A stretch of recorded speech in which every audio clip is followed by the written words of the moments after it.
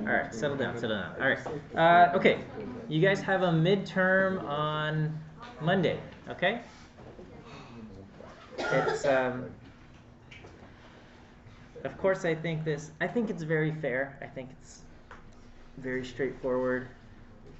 If you understood what you were doing for homework 1, you should be in good shape. And questions 2 and 3 from homework 2. Okay, so I mean you probably haven't looked at homework 2 yet, but you know, homework 2 covers questions 2 and 3 cover generating some random variables based on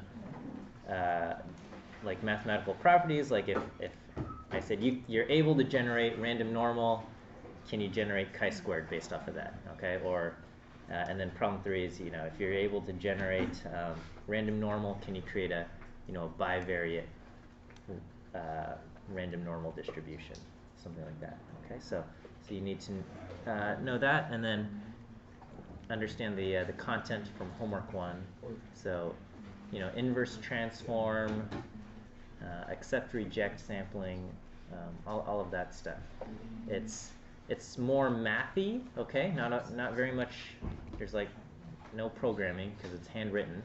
So it's going to be here. You'll have it's 3 questions long, 45 minutes, 5 points for writing your name on it. Okay, so we'll keep that nice and friendly. Yeah, question. You should bring a calculator. Yes, bring a calculator. Yeah. Straight edge? I don't think you'll need a straight edge. I mean, if you want, just for fun, I mean, you can bring one, but it's not required, okay? Yeah. You said it was going to be a little bit more mathy, like, so it's like, how much of it do you think would be like based off of programming? Not very much. Okay. Okay? Yes? You said like the material coming up to this past Monday, but then Correct. last Friday's material is on adaptive rejection sampling? Correct. So adaptive rejection sampling is not on the midterm. Okay, so don't worry. It covers up through on Monday's lecture, but nothing from adaptive rejection sampling. Okay, and I feel like adaptive rejection sampling is on homework 2, and I feel like that's enough punishment regarding adaptive rejection sampling for you guys. Okay, I'm not gonna put it on the midterm and make you even more sad. Yeah. Are we gonna get feedback on homework 1? I don't know. It probably will not happen before the midterm. I apologize for that. But if you guys have questions, I can try to handle that. So. Okay.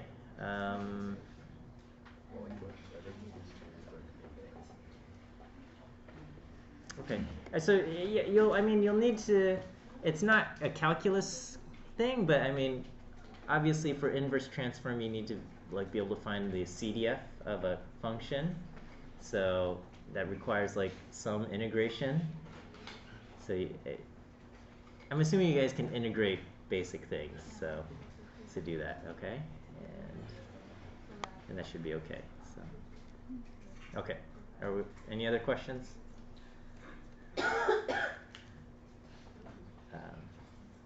All right. Yeah. If you understand how how those methods and those algorithms work, then I think you should be fine. So there's no actual coding, but it might say do inverse CDF. If you generate because inverse CDF you generate a random uniform value and then you translate it into your random x, right? So I might say okay, this is your PDF, figure out, I'm telling you too much, figure out inverse CDF, and then if I give you u equal to 0.95, what would that translate to in x, right? So if I said do inverse CDF for a normal thing and I gave you u equal to 0.95, you would say x would be what? 1.645, right? Or no? It's kind of makes sense type of thing. Okay, so that would be. But you won't do normal PDF because you can't integrate that. So, but if we understand what's happening there, okay. Yes. We need to know like the proof for like the box meter transformation and all the. So I don't want to like specifically say this or this or this, okay? But you do know inverse CDF will be on there, okay? So I can tell you that. And then something up to Monday, all right? So.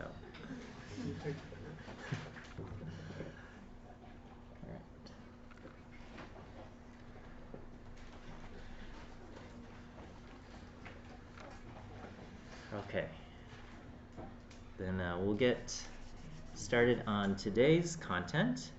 And so we left off on Wednesday talking about Monte Carlo integration, right?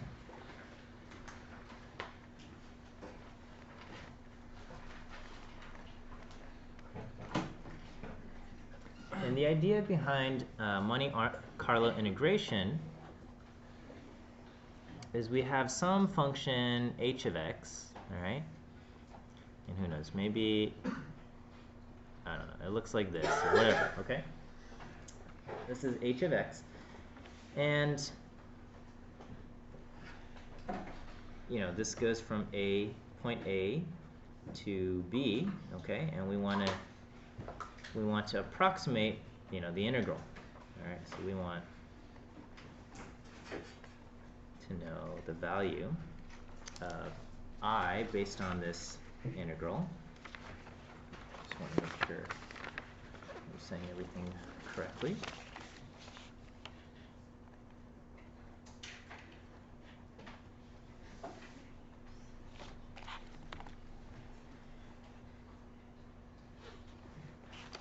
And kind of the idea here is we're going to try to find the average value of this function within this span, right? So we want so to get I, we will first try to find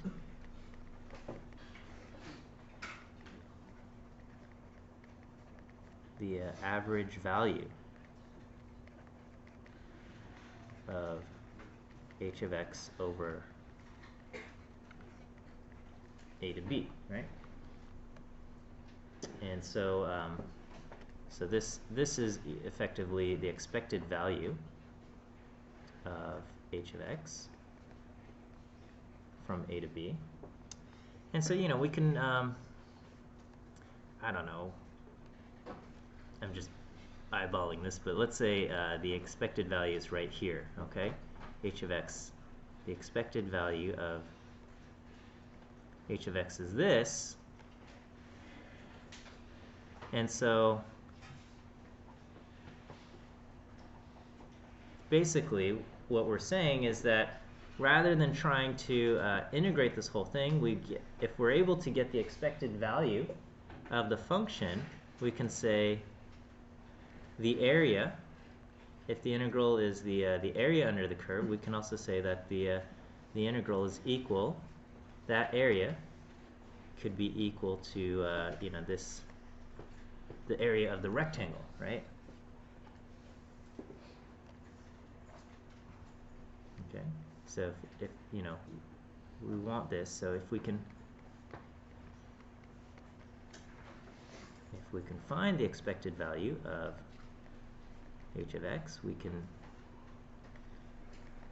say the area under the curve, which is our integral, the value of the definite integral,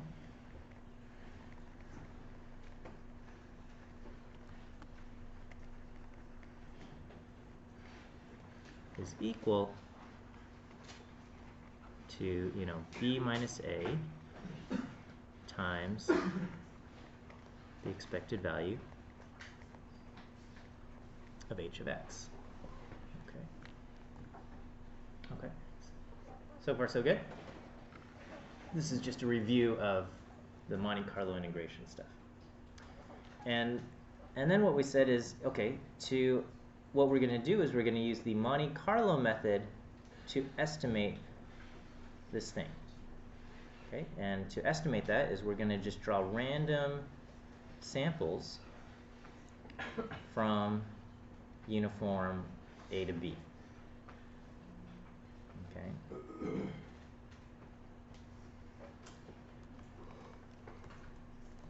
So to estimate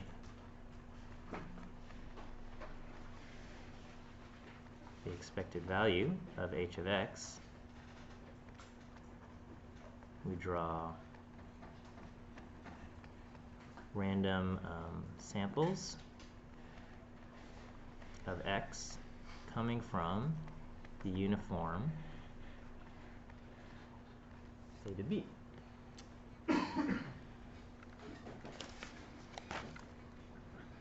And then what we do is we evaluate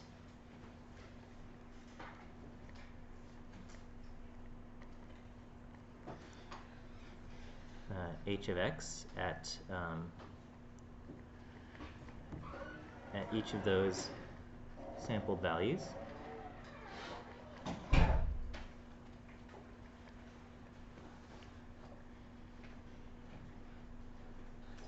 And then we take the average of all of those, of all of these, you know, the function at the sampled values, okay?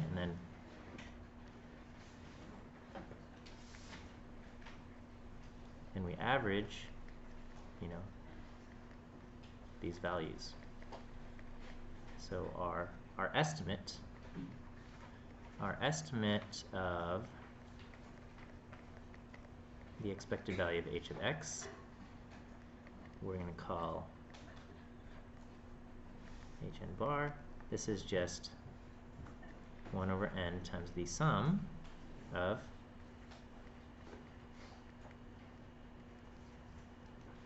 h sub xi. Okay, so this, when we draw x sub I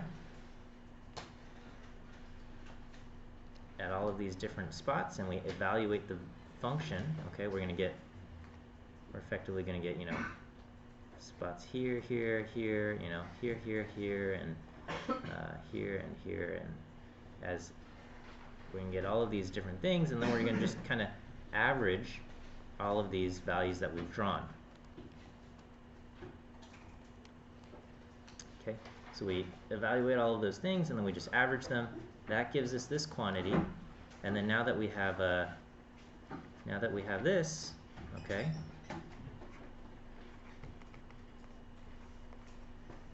h and n bar, we can estimate the integral by doing you know, b minus a times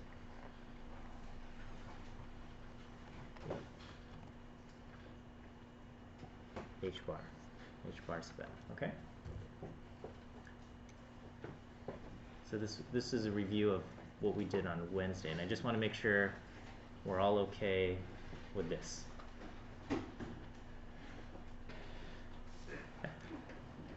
I can never tell. I feel like, okay, well, you know, see, when you teach something, you know, you're used to seeing it, and so like it makes sense to you, but then I realize this might be the first time you're seeing it, and so it may or may not make sense, and so if I need to further explain, please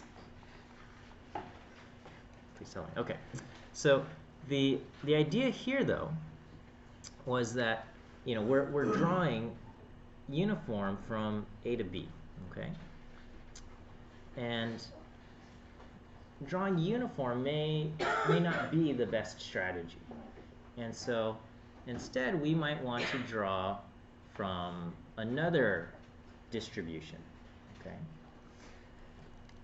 So if we have this, okay, let's say we have this, instead of drawing from the uniform, we can draw from a different function, okay?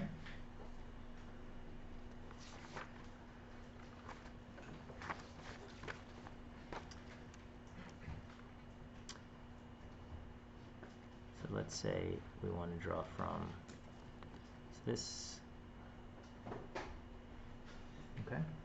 So we might draw from like a normal function centered here, okay? So instead of drawing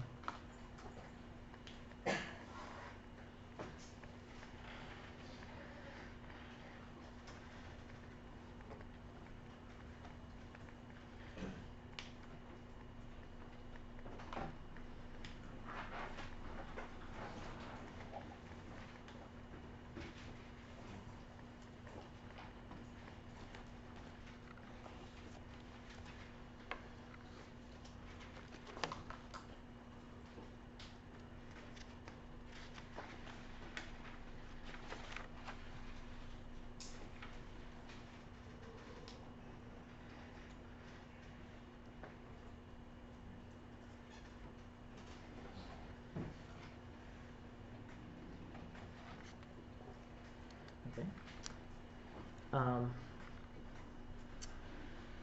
And so what we're doing is now we're going to be sampling from this area more and these edge areas less, okay? And we can do that, all right? And doing something like this can actually give us better properties and maybe converge faster and reduce our variance if this trial distribution, okay, from another function or another function or distribution, if this trial distribution matches kind of the desired distribution, right? So if the trial distribution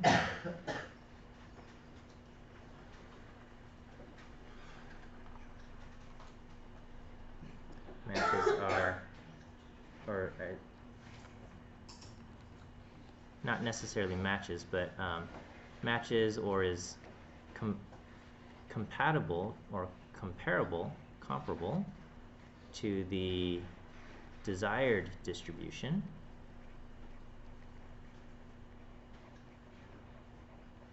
okay,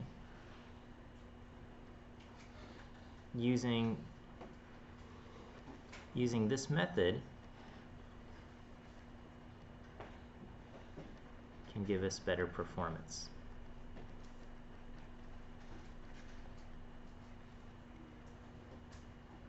Okay. Now this method of changing the distribution that we are sampling from, this is known as importance sampling. Now importance sampling is kind of it's not the best name to give it, okay? Because all of those other things were ways to like draw samples and generate random numbers.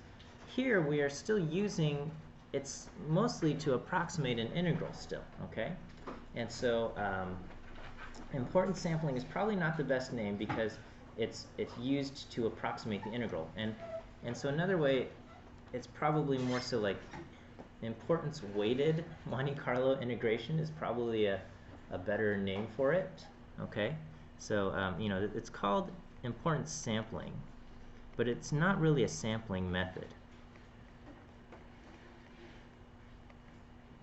Okay.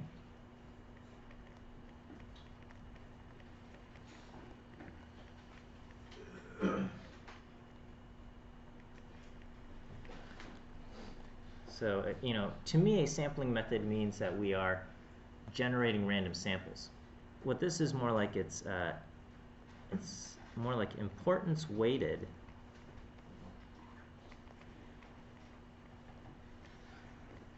Monte Carlo, approximation or integration.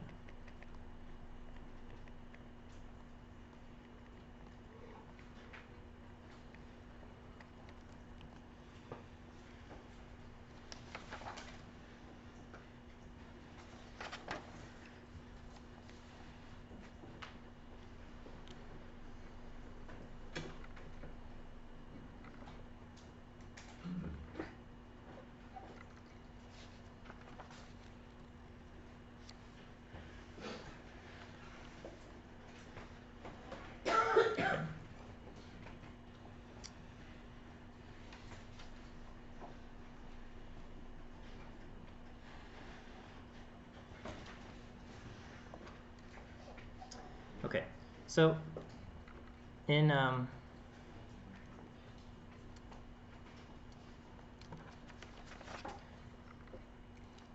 the first example I showed you, we said we are, we have this kind of this function, and we're drawing from the uniform a to b. Okay, so this is kind of our first example.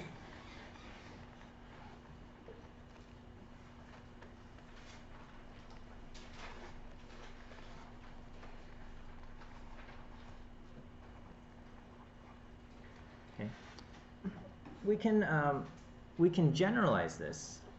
Okay, and so this is just trying to find the average h of x. Okay, over the uniform a to b.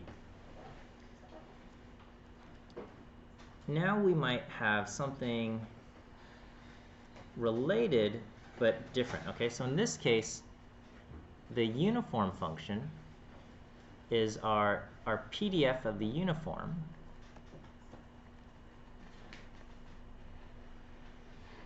Is just 1, right? The PDF of the uniform is just 1. And so the average value here, when we talk about integrating a to b of h of x dx, meaning this is their expected value of h of x, okay, this we can turn it into the expected value of h of x times 1, okay? 1 being the PDF of the uniform. So if the PDF, if we're drawing this over some distribution, this is what we have, okay? Or I'm sorry, PDF of the uniform is 1 if, we'll say if A is 0 and B is 1, okay? We'll just keep it simple here, okay? All right. So before we get into importance sampling, I'm going to just say, we can say, what is the average value of a function over a certain distribution, okay? So our first example was, what is the average value of the function if the distribution is uniform, right? And so the general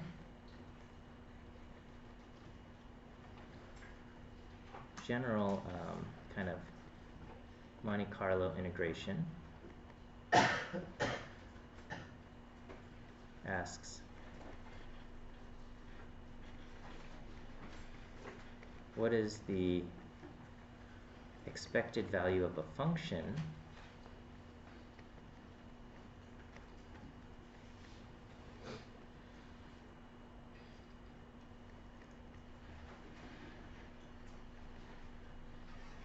over a certain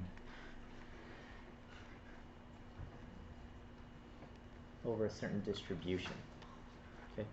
And so the first example what we did was that certain distribution is just the uniform distribution. So we're saying, what's the expected value of a function? When we just say, what's the expected value of a function for a certain interval, there's an implicit thing that's saying, what's the expected value of the function if all of these values show up equally likely. So it's really, what's the expected value of the function over the uniform distribution. Is that kind of okay? We could change it so that h of x, this is still the function h of x,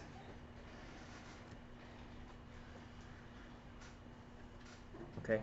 But instead, there's actually underlying this is another function with a different, that's not uniform, but says we're gonna, I don't know,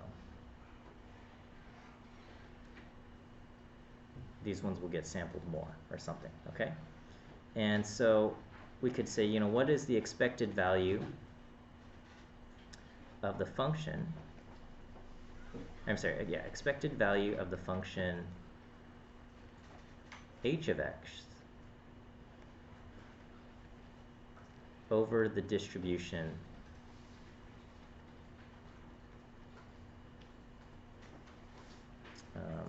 f of x.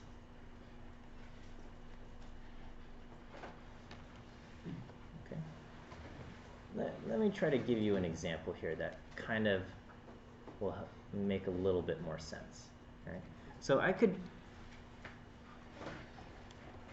we could say our function h of x is just x squared. Okay? And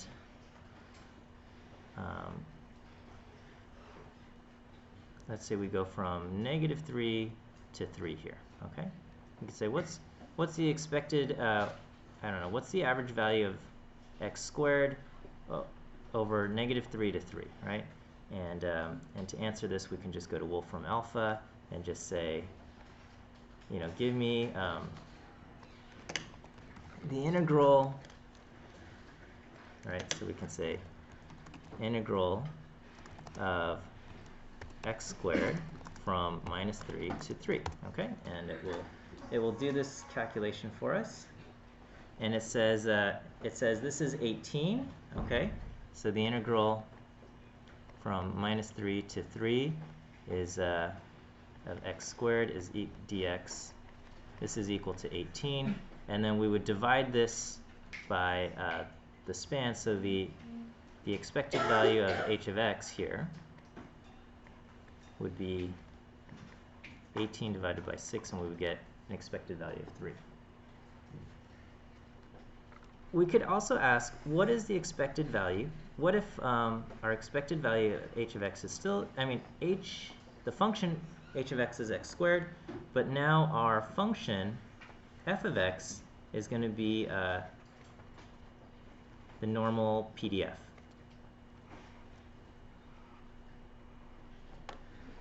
Okay. So here we would be drawing values from the normal PDF, and then we would be squaring them, and then we would ask, what's the expected value of that? Okay? And so what would this be? This would be the expected value of a chi-squared distribution with 1 degree of freedom, technically bounded from -3 to 3 on x. Okay? So this would be the expected value. The expected value of h of x, and then we indicate this as expected value of h of x over the distribution f. Okay, so this is the expected value of h of x over the distribution f. Okay, and this would be approximately equal to the expected value of a chi-squared distribution with 1 degree of freedom, which what is that? Expected value of chi-squared df equal to 1. The result is just 1. Okay. So you know, so this would be approximately equal to 1. Okay, and that's different, right? Because we've emphasized values in the middle more than the values towards the edge. Is that okay? So here we're talking about the expected value of a function over a certain distribution. And so when we do this, this is just the general Monte Carlo integration.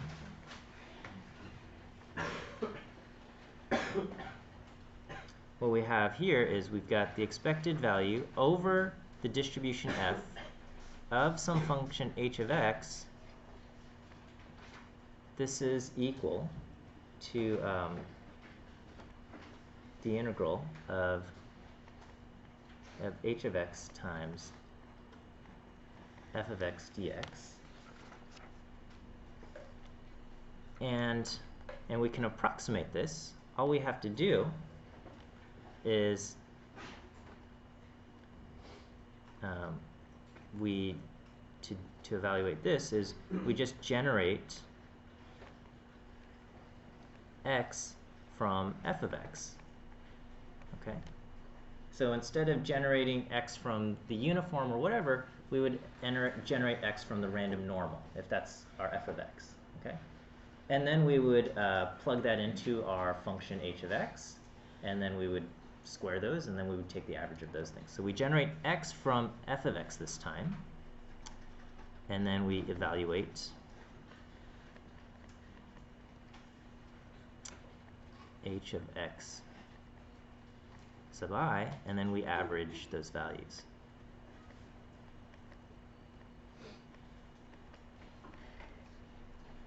Okay, and this would give us,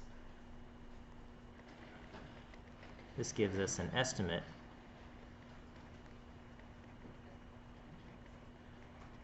of the expected value of h of x, I'm sorry, over the distribution f. Okay, expected value over the distribution f.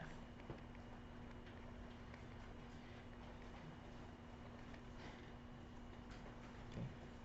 So if we did this in pseudocode,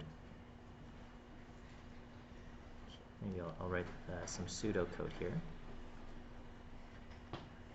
Okay, so here's some pseudocode. So we'll say, you know, f is random normal, okay?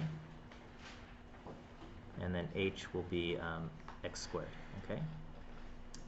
So what we do is we just say x will be our norm, you know, 1,000, okay? And then we just do h of x, okay? And we get a bunch of values here, which is just x squared, right? And then we just take the mean of these things, right? So this would be, I'm sorry, let me save this as h dot x, and then we would get mean of h dot x. And then if we do this, this should be approximately equal to 1. Okay? Contrast this to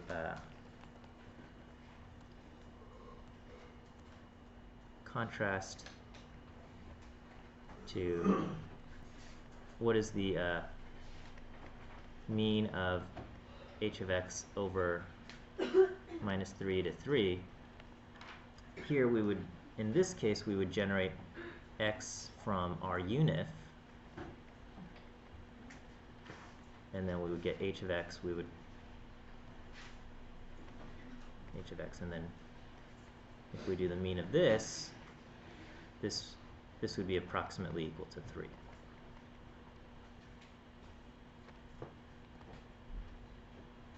So do we see the difference between here and here? Okay. So this is fine and dandy if we can generate from f of x.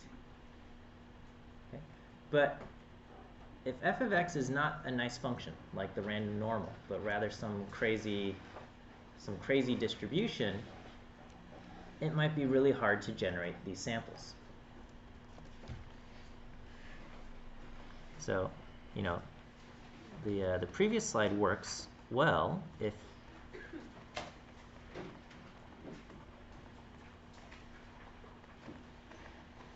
it is easy to generate from you know, the distribution f of x.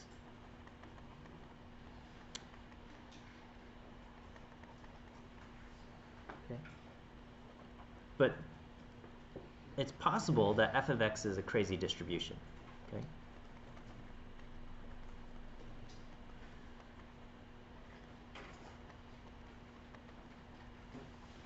It's a crazy distribution that is hard to generate from. That is, you know, hard to draw samples from.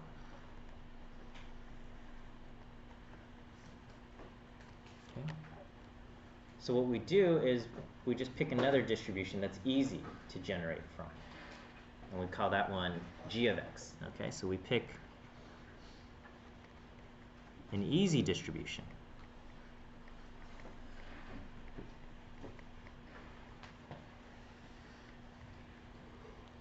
Easy distribution g of x. Okay. And so now we're going to just generate from g of x. We calculate h, the function h, from those generated values. Okay. And now we have to correct the fact that we've generated from the wrong distribution. Okay. And it turns out that that correction is just the ratio between the PDF of the wrong distribution and the PDF of the desired distribution. Okay, so we pick an easy distribution g of x. We generate a bunch of x's from g of x. Okay. We calculate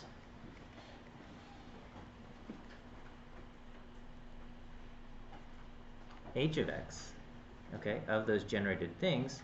Okay, but before we take the average of all of those things, we've got to compensate for the fact that we're doing the wrong thing. So we calculate h of x, and we multiply this. We calculate h of x and multiply it by what we call a weight, like a multiply it by a weight to correct for the fact that that the x's are coming from g instead of f.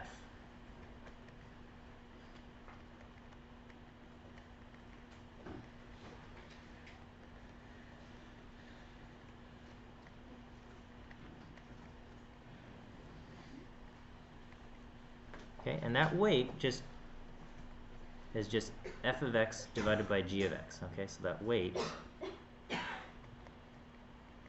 is equal to f of x divided by g of x. Okay. If that doesn't make sense, that's okay. We'll explain this, okay? And so now, so basically the method here is the expected value over f, over the distribution f of h of x. Okay, so the expected value of h of x over the distribution f, where f is difficult to find, is what we're going to do, this is going to be the expected value, okay, over the distribution g of h of x multiplied by that correction weight, f of x divided by g of x. Okay, so this just means value of the function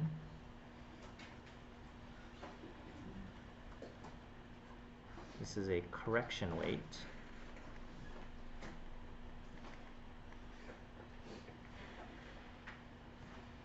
and samples are drawn from G.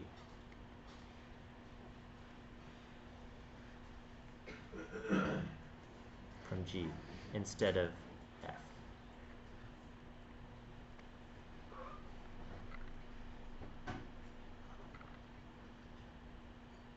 Okay, so in this scenario, let's say we have some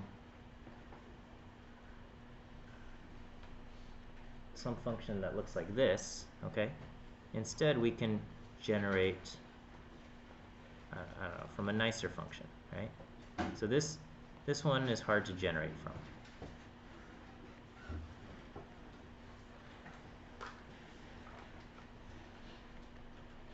Hard to generate values, but it's PDF. This is the PDF. The PDF is f of x. What we're going to do is instead we're going to generate from g of x the the actual thing doesn't matter. So okay, easy to generate PDF.